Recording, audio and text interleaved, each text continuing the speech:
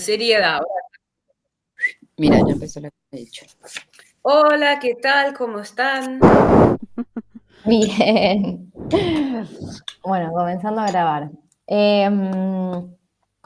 Bueno, Si querés, dar y compartir lo que estuviste pensando. sí, que estaba justo por decir. ¿Quién? Di. ¿Qué? Nada, que esto que venías pensando y demás. Como... No, y ayer escuché, antier, no me acuerdo ni cuándo, el podcast el episodio que te compartí, Abru, que escuché hablaba todos. del mito Sí. y hablaba de lo sagrado, del ritual. Ujú. Del ritual Ujú. como un lugar para cuidar lo sagrado. Mm, que no es que, bueno, no sé bueno, voy a irme por la clase pasada, ¿no? Que hablamos un poco o hablaron un poco como, por ejemplo, del vudú. Ujú. Tomado, digamos, en la novela, como que pensaba un poco como en Carpentier y bueno, en lo que conozco de Haití y en lo que me quedó resonando de este podcast, que hablaba un poco como del espacio ritual, como un espacio para cuidar cosas sagradas de la vida, ¿no? Ujú. Y entonces, pues a mí me interpeló un poco porque venían pensando en el mito y demás, acá igual el mito bueno, no, lo agarran desde algo parecido, desde lo que venimos pensando, pero con lo sagrado me pareció muy interesante porque siento que en América, en Latinoamérica, que vivimos tanto con el ritual, ¿no? Como el ritual no solamente pensado desde los pueblos originarios, que es por ahí desde donde más se puede ver, o desde las comunidades negras, sino como hay ciertos rituales cotidianos que hacemos y que ahorita me parece que han estado un poquito más en auge, como bueno, pensaba un poco esto me pareció muy interesante eso de ser un espacio que cuida algo que es un código que o sea, no sé si ya olvidamos, yo espero que no, pero que con este contexto horrible está como bastante desdibujado y que tiene que ver con la sacralidad de cosas de la vida, ¿no? Y lo vinculaba un poco con el vudú, con las ceremonias vudú, o sea, a las que no te dejan entrar por blanco, digamos, ¿no? Ujú. Y que tienen que ver con eso, ¿no? Y que de una u otra manera o sea, pensaba un poco con el reino de este mundo y con la independencia de Haití, que es un poco lo que cuenta, y con eso sagrado que hay ahí, que sigue estando, o sea, que ahorita ya básicamente porque vivimos en este sistema se ha perdido y por lo menos Haití, pero eso lo podemos pensar en otros lugares de Latinoamérica, está bastante desdibujada esa idea de libertad, pero hay ciertos lugares, siguen existiendo ciertos lugares sagrados en donde no se permite entrar. Entonces, por ejemplo, si lo vemos en las fiestas, ¿no? Ujú. Que independientemente de que vos intentes entrar con todo tu conocimiento antropológico y toda esta zaraza, hay una pared grande ahí, como hay un lugar sagrado que solo se comparte ahí, que solo se defiende ahí, donde directamente no entras, ¿no? Pensaba eso porque la semana antepasada, no sé, estuve en el Chocó, en Quibdó, trabajando, pero justo llegamos a las fiestas de San Pacho, las fiestas de un santo que duran como 3 semanas. Y me pasó lo mismo que alguna vez me pasó en Haití cuando intenté entrar a una fiesta, a un carnaval haitiano como muy de su cosmovisión y fue como, weón, aquí hay una comprensión que no hay y que siento yo que es un lugar de resistencia. Entonces, bueno, me quedé pensando un poquito en eso porque para mí el reino de este mundo igual sigue siendo muy vigente, como en esa historia que nos atraviesa. Así que no, era eso. Muy desordenado el pensamiento, pero es que me convocó mucho ese podcast y como estábamos pensando más o menos lo mismo que la clase, eso, lo quería traer.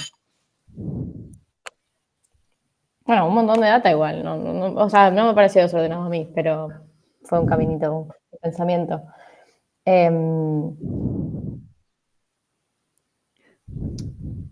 Me parece interesante también como la dimensión espiritual que traes en términos también incluso de las formas de relacionarnos con la existencia actualmente y en relación. Vos levantaste la mano, Yana, ¿no?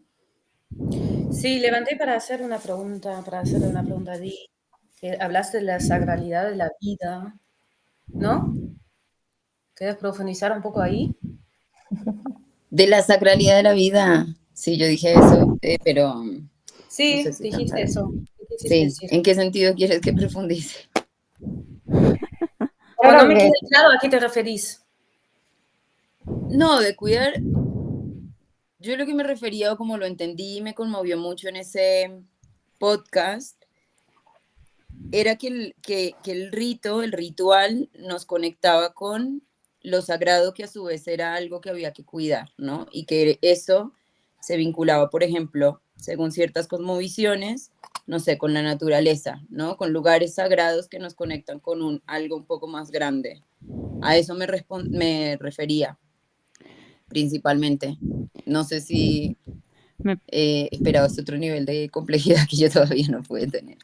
Pero no, a eso me refería, como ciertos lugares que además, con los que además siento yo que no estamos tan conectados o conectadas, digamos, desde esta cosmovisión, si se puede más decir, desde integrada. ese vemos, sistema, digo, como, desde Occidente, ¿no? Como todo muy, vemos todo muy desanimado, ¿no? Como hay algo claro, de solo ver recursos, justamente, en algo que claro, podríamos ver, podríamos contemplar algo mucho más inmenso, y sin embargo lo único que vemos es cosas que nos sirven para hacer otras cosas, ¿no? Como mucho más Mm. desanimado.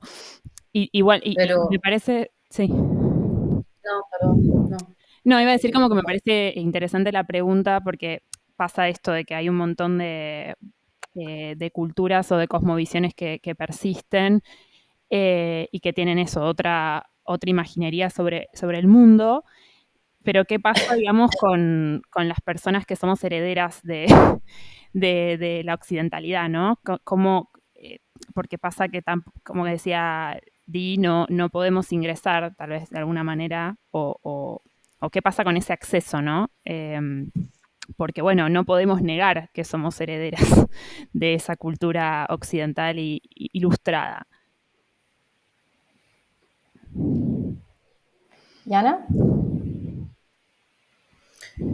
Que obviamente estoy de acuerdo, solo como que me gustaría quizás agregar un poco el factor de que también estamos hablando ahora nosotras en un contexto en el cual me imagino no somos creyentes, ¿no? Pero cómo va, como por ejemplo,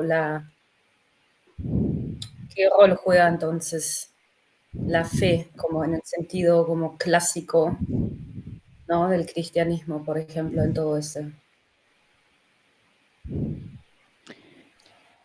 Es que creo que ese es el lugar que le dio Occidente, ¿no? Como, o la forma que le a dio. lo sagrado, como ese lugar, como que lo, Claro, y que además es un lugar que está por fuera de la Tierra, ¿no? Como que está en otro lugar que no es la Tierra, que no es la naturaleza, que no es este mundo que estamos habitando, es como el otro mundo, ¿no? Eh, como una especie de dualismo también, como repitiendo Ujú. eso. claro, Ujú. para mí reviene de ahí, separación mente-cuerpo. Sí. Sí, es todo un combo histórico,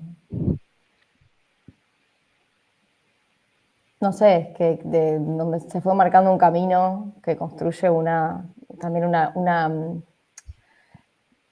como un ADN lingüístico en algún punto, digo, como también son códigos, el ADN es un código y la lengua es un código y hay algo de lo que también se hereda que uno puede ser más o menos consciente de eso, pero bueno, cuanto más consciente mejor en algún punto, porque sabes que, o no, qué sé yo, puedes estar alerta a las derivas que puedes llegar a tomar, porque yo pensaba también en función de esta pregunta que le hiciste a Di, como algo de qué fácil también a veces es caer ahí en esos, no porque vos hayas traído eso, simplemente que esa frase, ¿no? Como algo lo referido a la vida en general, como dicha por alguien de manera muy irresponsable, desde un lugar sumamente privilegiado y blanco, digamos, puede también estar, por ejemplo, ejerciendo opresión, ¿no? Hacia estos conocimientos.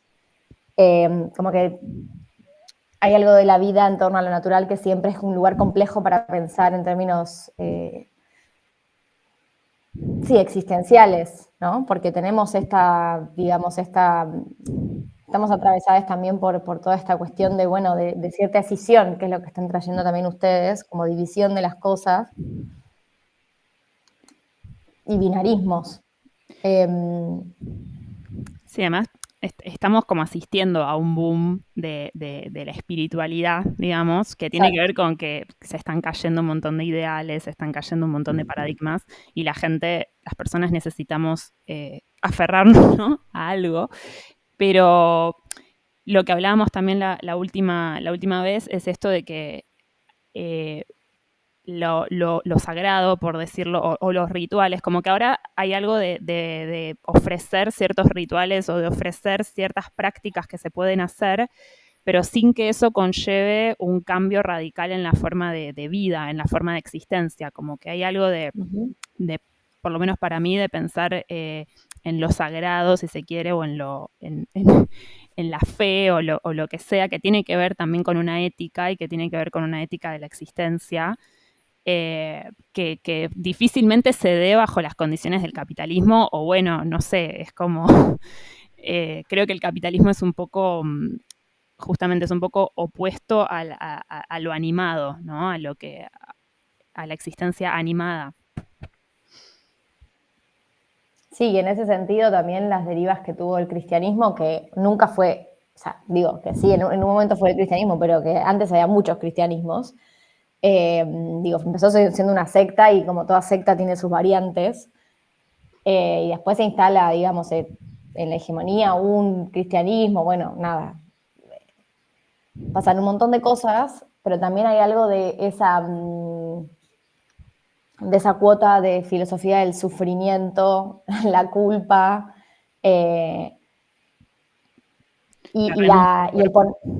la renuncia al cuerpo, la renuncia a todo lo que tiene que ver con los placeres, ¿no? La idea del pecado, ¿no? Como que hay algo de eso que es muy funcional a la lógica que plantea el sistema capitalista mercantilista.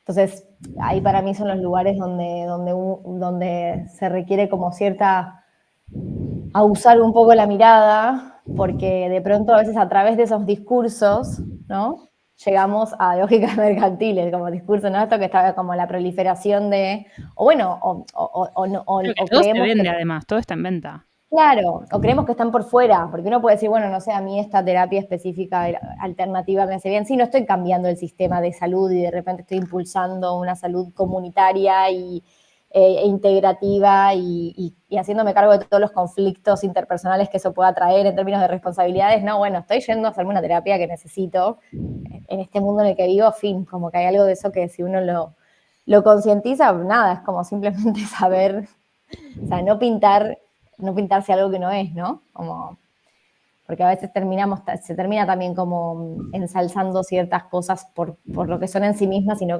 no por cómo funcionan en un contexto en particular. Creo que también algo de lo integrado, o sea, de la posibilidad de integrar, es una idea muy general, pero es como un lugar por donde varias personas están pensando estas cuestiones también, con todas las complejidades que eso trae. Pero es un poco lo que vos estás hablando también, Di, como que o sea, es una experiencia de cierta integración la que estás trayendo, como hay algo y las complejidades que eso suscita. Eh, Digo, pues creo que son conversaciones que van a venir como con mucha fuerza en algún momento, como tener que sentarse a Sí. conversar de manera integrada con personas que piensan muy distinto y que pueden tener que hacernos hacer cosas que nos quitan, nos sacan de nuestro lugar cómodo, ¿no? Como... Pero bueno, creo que un poco la raíz de la cuestión también tiene que ver con una decisión de lo material y de lo espiritual, ¿no? Como que hay algo que hizo nuestra cultura occidental ilustrada, que es eso, separar lo espiritual. Por eso todo lo que tiene que ver con el cristianismo, esto que decía Ab, quedó implicado en la renuncia al cuerpo, en la renuncia de lo carnal, en la renuncia de los placeres materiales, o sea, de todo lo que tiene que ver con la materialidad, en pos de un paraíso que no es terrenal, ¿no? Entonces, también yo creo que eso persiste en el hoy, con todas estas prácticas espirituales que no se condicen con prácticas de la materialidad muchas veces, ¿no? Como que no hay tal vez un cambio en las condiciones materiales, o se producen en las mismas condiciones materiales en las que se produce el resto de las cosas en el capitalismo, y entonces hay algo de que falta ahí como una integración para mí en ese sentido, ¿no?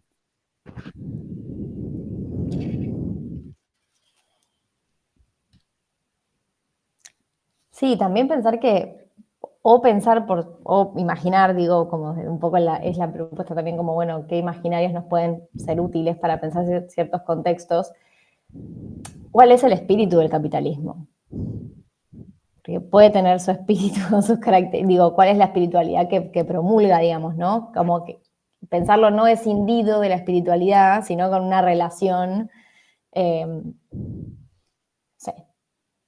nociva, tóxica, porque es muy tóxico el capitalismo, con lo cual no tendría, o sea, tendría un sentido narrativo decir que tiene una relación tóxica con la espiritualidad. Pero bueno, también es eso, como cuáles son las características, ¿no? ¿Cuál es ese tipo de relación con el cuerpo? Bueno, a través de la negación, por ejemplo, ¿no? A través de, ¿no? Es eso, como... Y entender Sí, que eso le da un alcance. Y también Perdón. una priorización de la sensación por sobre otras cosas, ¿no? Como que el capitalismo todo el tiempo está fomentando la sensación, eso, como vende todo el tiempo las sensaciones. Y tal vez en eso deja de lado como cosas más profundas, ¿no? ¿Qué ibas a decir vos, sí? No, que pensaba un poco que por ahí relacionado un poco más con el cristianismo, pues que también hay algo ahí de lo hegemónico del cristianismo, ¿no? De que de una u otra manera lo que vino pasando fue como que se instaló como solamente esta forma de creer, ¿no? Porque de hecho uno lo ve inclusive con otro tipo de cosmovisiones y es que ya es mucho más fácil ver como cosas más sincréticas en donde otro tipo de creencias entran mucho más al mundo de lo privado, pero hacia el afuera es el cristianismo, ¿no? Y como también, no, o sea, siento que igual es bastante estratégico, bueno, lo sabemos, como pensado en este sistema, ¿no? O sea, de una u otra manera, como ciertas maneras de sentir o que negar o que creer o como ritualizar, ¿no? Entonces, pues pensaba un poco eso, como siento yo que para mí, digamos, la espiritualidad, que es distinta a una forma de creer, no sé, es distinta al cristianismo, ¿sí? Como sí tiene que ver con esa conexión, como con un todo y con eso, otras formas de sentir, otras formas de agradecer, que ahí es donde vinculaba el ritual, por ejemplo, no porque el cristianismo no tenga un ritual, sino porque quizás a veces es un ritual muy normado que tiene que ver con otras formas de ¿cómo se llama? Me sale la palabra adiestramiento, pero no es adiestramiento la palabra, pero bueno, sí, un poco eso, que es lo que... Domesticación, eso, adoctrinamiento. un poco. Entonces, como que el rito y la sacralidad y todo esto quizás es algo un poco más grande, que nada, que siento yo que no es menor. Por ejemplo, acá en Colombia pasa muchas veces que hay algunas comunidades indígenas donde vos no podés asistir a ciertos rituales o a ciertos lugares inclusive, desde lo sagrado. O sea, es como ya, los hermanos menores no asisten porque se cagan todos siempre, ¿no? Como que desde ese lugar de protección también. Entonces, eso, básicamente. Sí. Sí, creo que son como compatibles estas ambas miradas. Yo creo que más, además de, digamos, de señalar esto, ¿no? Bueno, de esta esta fetichización al punto de la anulación, ¿no? Como algo de la mercantilización de la vida, digamos, trae aparejados un montón, yo creo, como un montón de males en términos de la espiritualidad, o sea, del desarrollo de la espiritualidad y de también el desarrollo interpersonal, las posibilidades, como que creo que además hay algo de eso que tiene un contenido, que es un contenido que resulta pernicioso, alimenta prácticas y alimenta sentidos que son los que nos sostienen en esta decisión, ¿no? Y que llegado el caso de poder salirse un poco, como que uno tiene la posibilidad de abrirse a otras experiencias, ¿no? Y otras formas de conocer, creo que también es eso, como que en el fondo hay algo de estas novelas. Yo creo que la literatura muchas veces tiene esa posibilidad de proponer nuevas epistemologías, pero por fuera de la ciencia, ¿no? Como hay algo de que la ciencia a veces está tan enviciada en su propio discurso, en sus propias formas de construcción de conocimiento, que resulta muy difícil pensarse a sí misma, reflexionarse a sí misma, pensar cómo se está construyendo ese saber y desde dónde. Creo que la literatura, o por lo menos estas dos obras, en el fondo están proponiendo otra epistemología, o sea, están proponiendo otra manera de acercarse al mundo, en el caso del Reino de este Mundo, particularmente acercarse a la historia latinoamericana. Y en el caso de Pedro Páramo, de una manera más simbólica, también hay algo de cómo se representa, de cómo se conoce al otro, ¿no? Que muchas personas leen Pedro Páramo como un trabajo casi antropológico, que me parece que no, tal vez no suma tanto, pero en el sentido de que hay algo de eso, de un investigar a la otra persona, a la otredad, pero no desde un lugar de la ciencia clásica, digamos. Y eso es como, no sé, me parece interesante. Abre la imaginación, digamos, abre posibilidades, ¿no?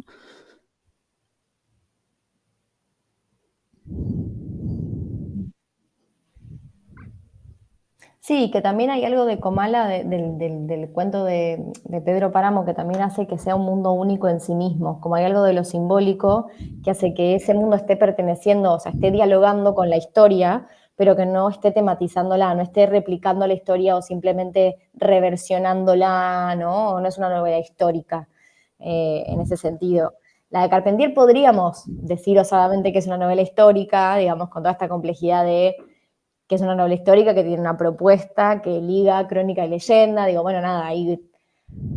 Pero podríamos pensar que tiene más un trabajo de ese tipo, de ficcionar la historia, ¿no? Aunque su movimiento es más complejo que eso. Pero en Pedro Páramo no es que está ficcionalizando la historia, sino que está recreando la historia en una historia en sí misma y particular. Y para mí también hay algo de esto que vos contás, Di, de las experiencias que tienen que ver también con la práctica de la espiritualidad o la relación con la espiritualidad donde hay una importancia de la particularidad, ¿no? Un peso de la particularidad que hace difícil también como poder a veces hablar en términos tan englobantes de algunas cosas, ¿no? Y hay algo de ese camino también que es muy en diálogo con esas experiencias y con lo particular de esos intercambios o esos encuentros. No porque no pueda ser colectivo, pero hay algo de la particularidad, no de lo individual, sino de la particularidad de la experiencia que tiene su propia alma, digamos, ¿no? Es como, y supera la de las personas que están involucradas ahí, como... Que es un positivo justo a la abstracción de la ciencia, ¿no? Que propone todo el tiempo, no va a lo particular generalmente, o sea, siempre busca la abstracción, o siempre busca la generalidad, o siempre busca el patrón, pero no atiende a lo particular. Y pensando también como en la experiencia como lectora, ¿no? Hay algo que me parece que propone Pedro Páramo que tiene que ver con lo experiencial, ¿no? Hay algo de, que lo hablamos un poco la otra vez, hay algo de que para entrar en la novela se generan muchas resistencias, es como necesario entrar en una determinada sintonía porque está proponiendo también otro tiempo-espacio, ¿no? Que no es el tiempo-espacio de este mundo, digamos, que nosotras habitamos. O sea, hay algo de que también rompe ahí la imitación. O sea, no es una novela que se proponga imitar. Por eso me parece que no le hace justicia decir que es un trabajo antropológico, porque no me parece que esté buscando imitar, sino, como decía, recrear, pero a partir también de la propuesta de otro ritmo, digamos, algo que tiene que ver directamente con el espacio y con el tiempo, ¿no? Y creo que los rituales, volviendo un poco a lo anterior, también muchas veces, o sea, la ritualidad propone también un tiempo-espacio que no es el tiempo-espacio de la vida cotidiana, ¿no? Y de la vida capitalista también, o sea, de la vida productiva, vamos a decir. Uh-huh.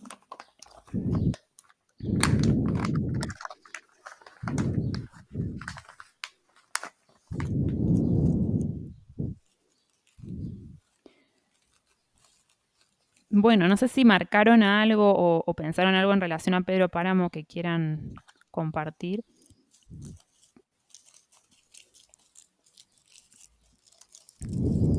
O algún tema que les llamó la atención. Sí.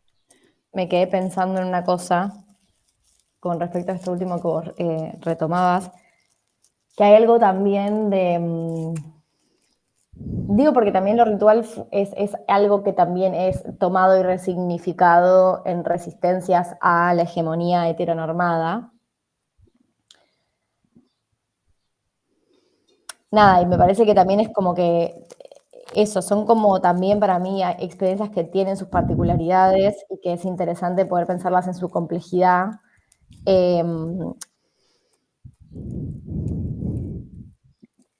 Porque también hay algo, no sé, y pensaba como en experiencias de ese orden que después se frustran un poco, que caen en lógicas como muy del capital también, de la mercantilización, como algo del factor del control también que hay, como algo de poder capitalizar una experiencia o esa orientación en términos de un beneficio, como que y supone como cierto control, como hay algo muy de la especulación financiera también, ¿no? Como hay algo del control. Entonces, los rituales también requieren una entrega, ¿no? Como a un nivel que yo no sé si conozco. O sea, que para mí también lo puede producir ciertas experiencias. A mí me pasa con el teatro, por decirlo, en algunas experiencias. Por supuesto. No con el teatro en general, con algunas prácticas puntuales de teatro me puedo entrar en ese estado también que es un estado, sí, en donde el control, donde es otro, no sé si es un perder el control, pero es otro tipo, ¿no? Es como... Sí, exacto. Sí. Es diferente. Totalmente de acuerdo. Sí, Ana. Como hice como medio una asociación medio random en mi cabeza, que es un poco algo de la entrega y de la experiencia de lectura en sí, que a mí me pasa un poco con la poesía, por ejemplo, cuando leo la poesía hay una entrega, hay bueno, nada, sé que me va a proponer otra cosa, que va a apelar, ¿sí? Dependiendo obviamente de los autores, de los poetas. Me pareció interesante también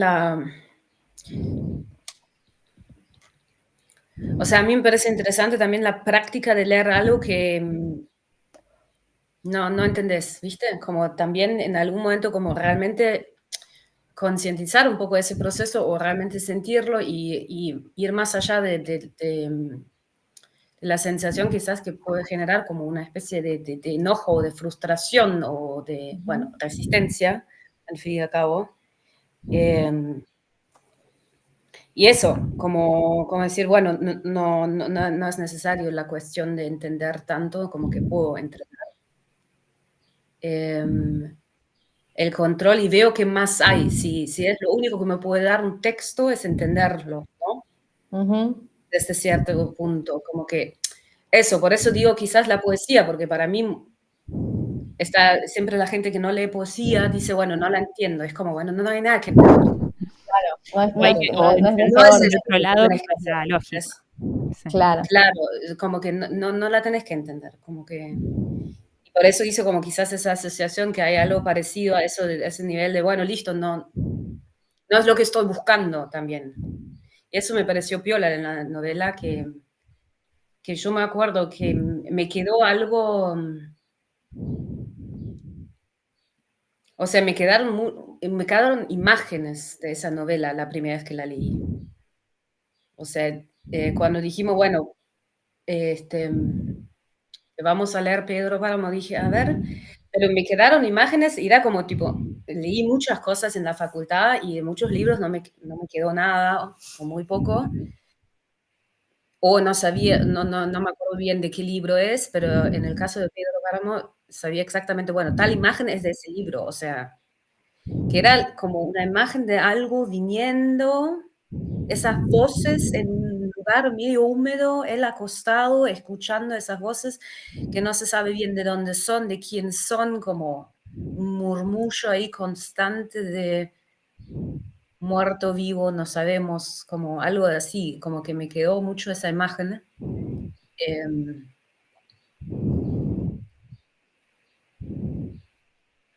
nada, en ese sentido, como cuando estaban diciendo la cuestión también de como de irse de la comprensión y eso, me parece interesante como experiencia también, me parece como coherente forma contenido en ese sentido. Como no es que está describiendo de cierta manera una cosa novedosa, sino que te la hace experimentar La está también. creando. Es que me parece como Claro. re piola esta asociación con la poesía, porque claro, o sea, la poiesis tiene que ver con eso, con la creación, y yo creo que es una potencia que tiene la lengua que fue completamente... O sea, voy a hacer un link, voy a hacer una conexión con lo que decíamos de Bernard, ¿no? De esta división entre el Sí. logos y el mitos. Creo que el logos y el mitos son dos potencias de la lengua que de alguna manera se dicotomizaron por cuestiones históricas, digamos, en un momento sucedió, y la lengua, digamos, eso, se empezó a institucionalizar a partir de la escritura y demás, de una manera en la que se perdió en gran medida esa potencia creadora de mundo, ¿no? Como que ya no es simplemente una lengua instrumental de descripción o de representación en términos de espejo, sino también de creación, y en ese sentido implica como eso, abrir imaginarios que tal vez no son los habituales, ¿no? Que no son tampoco los que podemos encontrar en nuestra vida acá.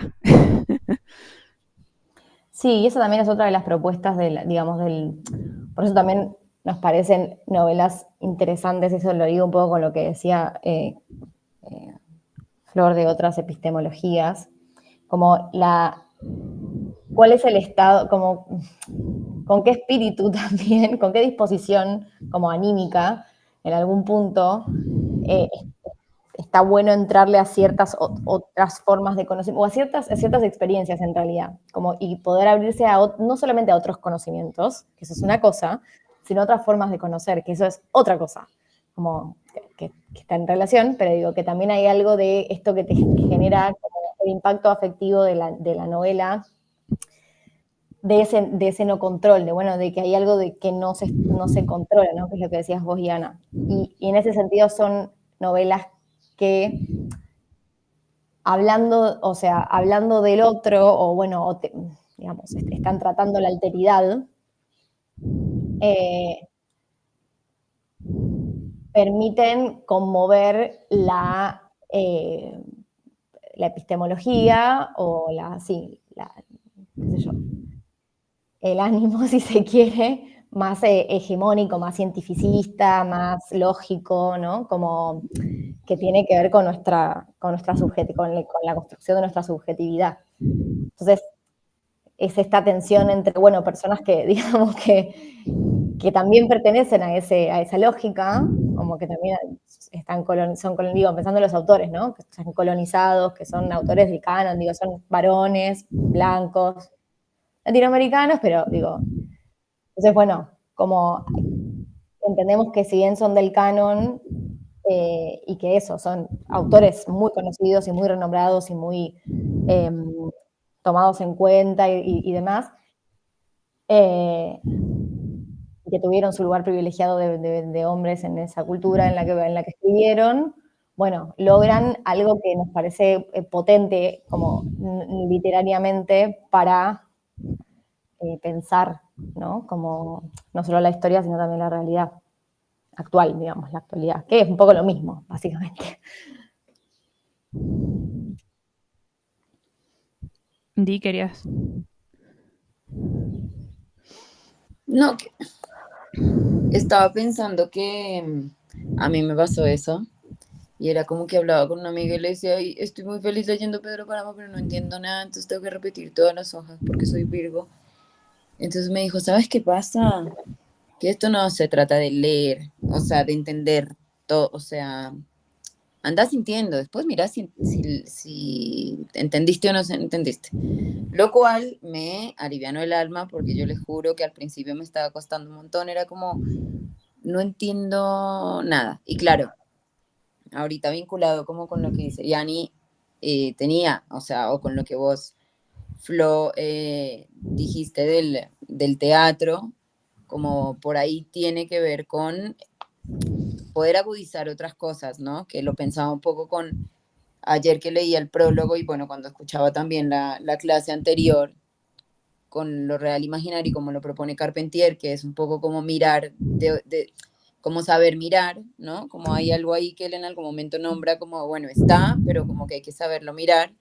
Y me devolví a un pequeño fragmento del principio de Pedro Páramo, cuando estaba viajando, yo creo que ya había llegado a Comala, sí, ya había llegado a Comala, y entonces dice esto.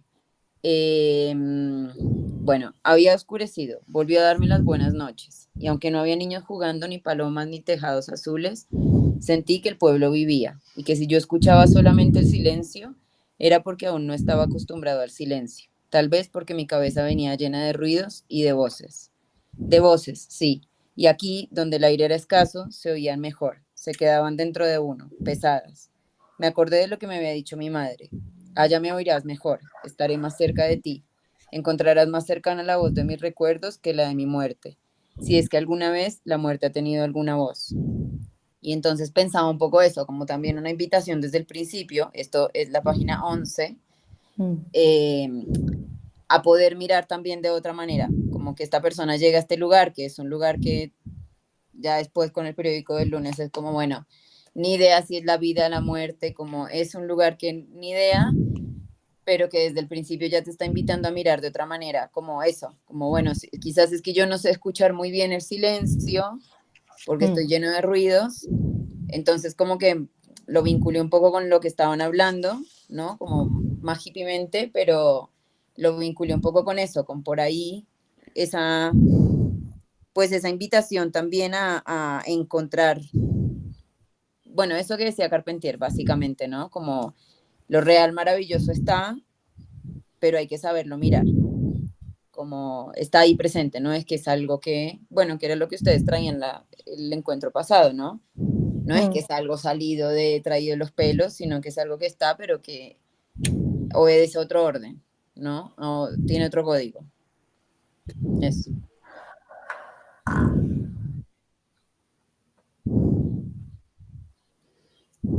Sí, me parece que también retomo un poco ahí algo de lo que traía Iana en su pregunta de la fe. Perdón, ¿querés sumar algo, Di? De que ahí Carpentier dice que eso requiere fe. Y hay algo de la fe que digo, bueno, esto, ¿no? Como decías, bueno, cómo definirla también o cómo entenderla. Que tiene que ver o que está relacionado con hay algo que no se controla también, digamos, como es permitirse ver eso que está, pero también dejarlo, darle entidad, digamos, también, como que eso igual discurre, pero es distinta la relación que vos podés generar según la entidad que le das, ¿no? O si es puro objeto de tu posesión. Y eso tiene efectos espirituales igual, digo, por eso genera movimientos también. Pero hay algo de la fe que tiene que ver también con una relación con lo que no se controla, ¿no? Como... y con lo que es más grande que una, y ¿no? con lo que es, claro, con lo que te supera en comprensión y a la vez te comprende, es como algo complejo, pero, ¿no? Y me parece que, bueno, todo lo que venimos trayendo del capitalismo y demás, de la mercantilización y de las sociedades sumamente controladas, bueno, ahí podemos pensar en Foucault y demás, incluso, ¿no? Generan como, bueno, una falta de necesidad de la fe en todo caso, ¿no?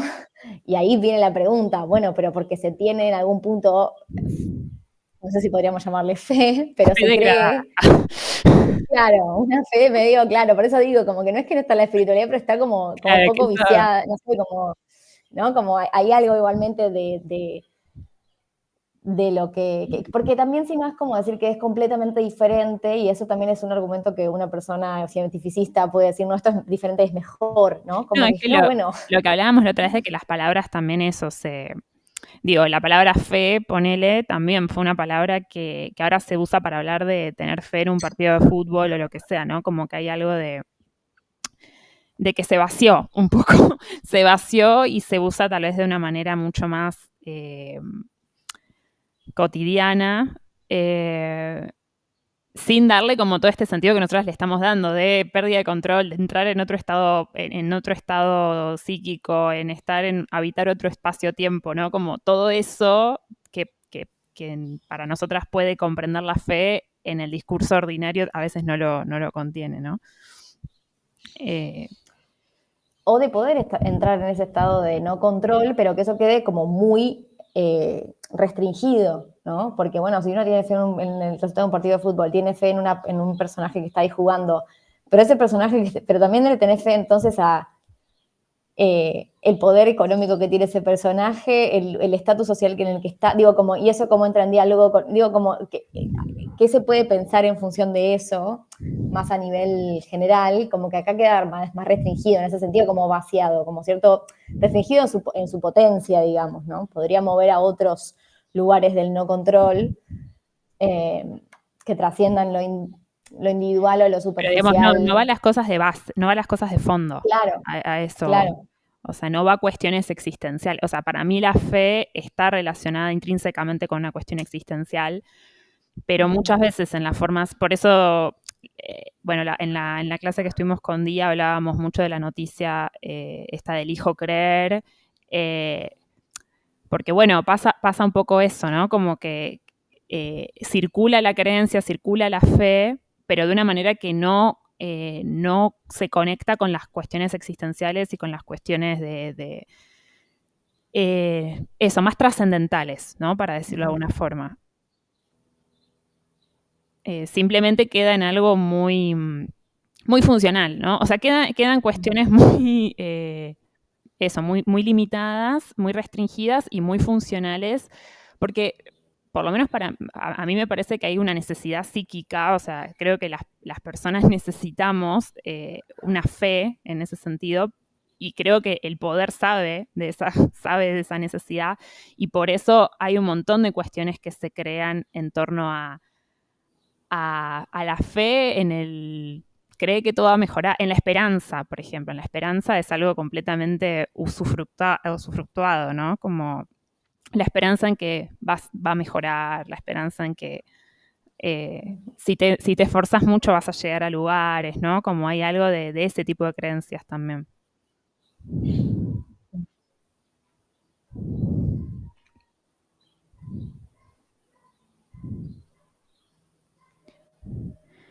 Sí.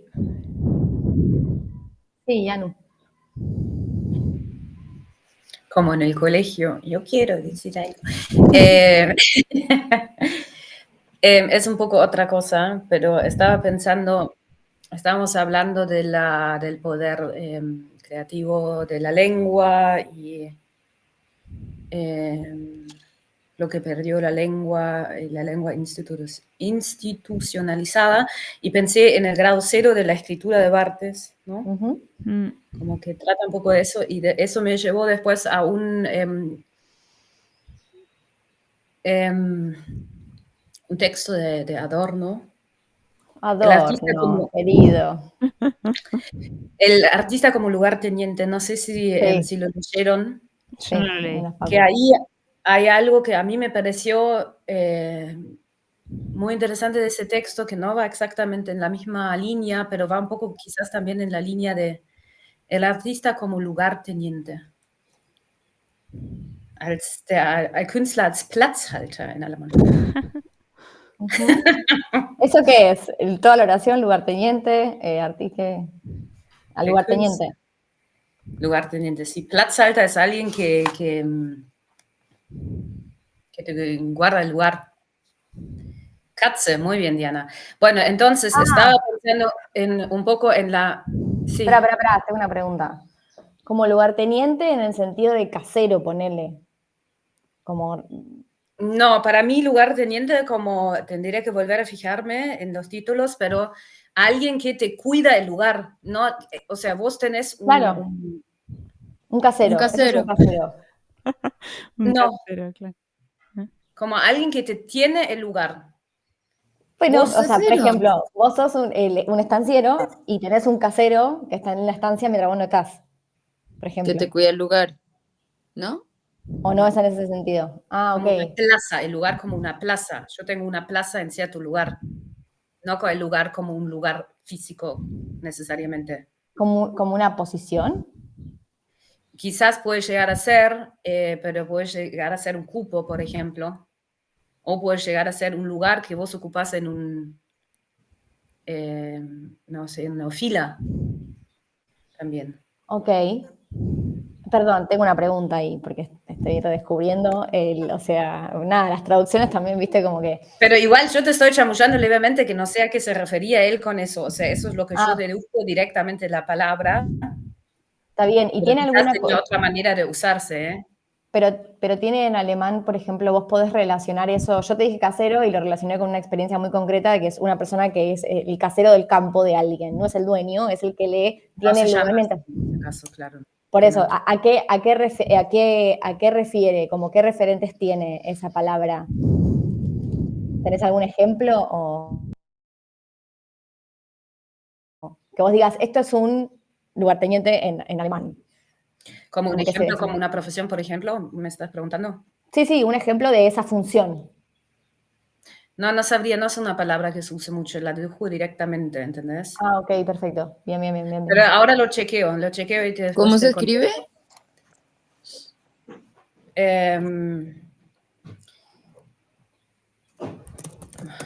Si no recuerdo mal.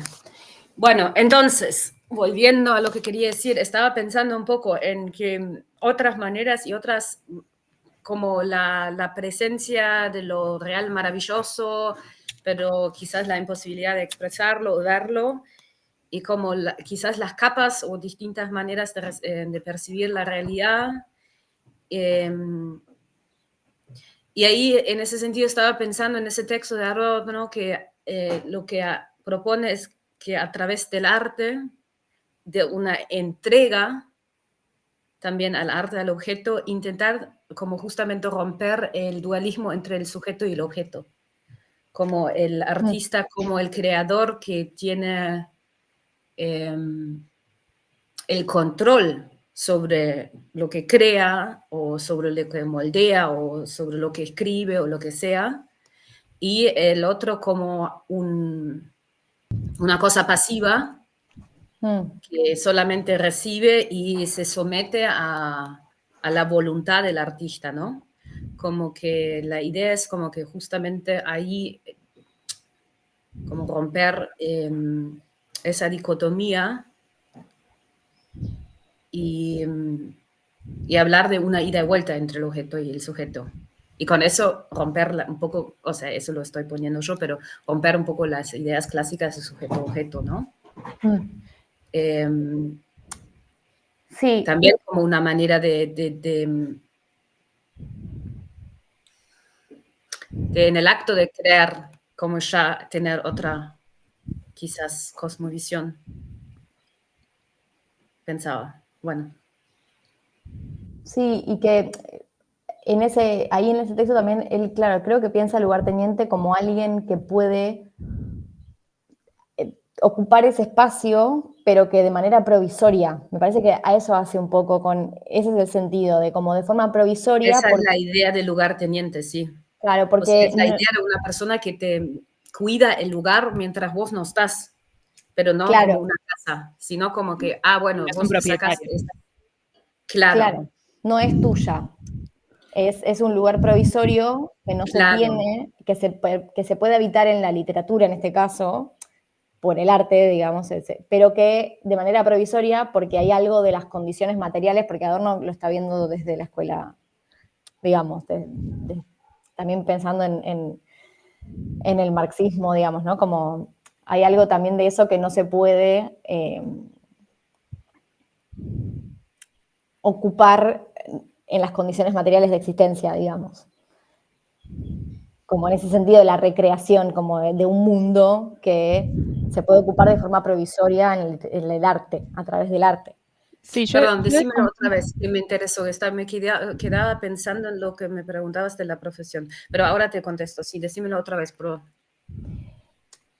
Que recuerdo que lo plantea en el sentido del artista como lugar teniente, en tanto como alguien que puede tener o puede ofrecer un lugar provisoriamente. Y yo creo que ahí hay algo de la fe, digamos, ¿no? Como posibilidad, pero no como una realidad. como que vos estás sacando lo provisorio de la persona que claro, que eso es No, como la es que idea. el artista, por eso me parece un poco extraño hablar de la voluntad del artista, porque creo que eso, en algún punto el artista, o sea, la persona que hace alguna práctica más espiritual, desde donde yo lo miro, eh, en realidad está como habilitando un canal, para decirlo de alguna manera, ¿no? Como que Claro. hay algo de cuando yo veo a una persona que realmente sabe actuar, yo veo que esa persona está como en un trance, ¿no? Como que hay algo de, lo llevo a lo que tal vez veo yo. O sea, hay algo de que esa persona no está en control, en el sentido de un control racional, en un control de decir yo quiero generar esto o yo quiero llegar a este mensaje. Como que hay algo más de habilitar algo que tiene también una fuerza que viene de otro lugar, ¿no? Como, no sé, que no es del sujeto simplemente. Sí, y que supone esto que o sea, supone romper con ese binarismo que vos describías, Yana. Por eso es lugar teniente en el sentido de que hay algo de ese binarismo que opera en la realidad y que en ese momento de trance artístico, ponele, podés generar la posibilidad de otra relación, pero que es una relación, es una posibilidad provisoria, en tanto, pero bueno, porque para mí hay un condimento muy marxista por la época en la que escribía Adorno y por, digamos, todo el contexto intelectual de ese momento con el que está en relación.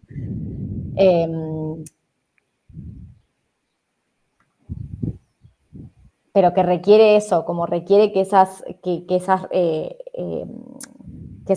relación, para que eso pueda darse, digamos, en la realidad requiere justamente repensar esa relación que está puesta como recreada, digamos, en esa obra artística, que sea cual fuera, ¿no?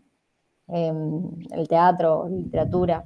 Incluso es muy interesante cuando en una entrevista Rulfo dice que la novela, o sea, él en principio tenía una novela mucho más larga y en un momento y la empezó a cortar y hubo algo de ese empezar a cortarla que no obedeció a algo que él dijo quiero llegar a esto, ¿no? O sea, hubo algo ahí que lo impulsó a decir voy a cortar, voy a cortar, voy a cortar y bueno, llegar como a lo que él decía la mínima expresión de eso, en donde, que es muy loco, ¿no? Porque cada frase ahí, se nota que no hay ninguna frase de más, ¿no? Como que hay algo de que todo lo que está ahí está por algo. Y eso llegó mediante una forma que no es muy, eso, que no tiene que ver con la voluntad,